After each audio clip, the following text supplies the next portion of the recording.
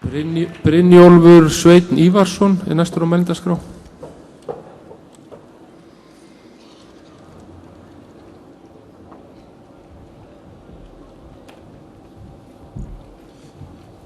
Fundarstjóri, góðir landsfundarfulltrúar.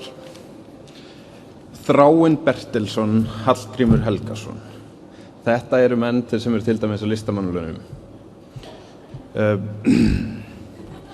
Þeir eru nú báðir á launum annars staðar líka. Þráinn á þingfararkaupi og Hallgrímur Helgason er ef til vill ennþá til launa á Baugi. Og það er verið að styrkja menn sem þurfa ekkert á þessu að halda.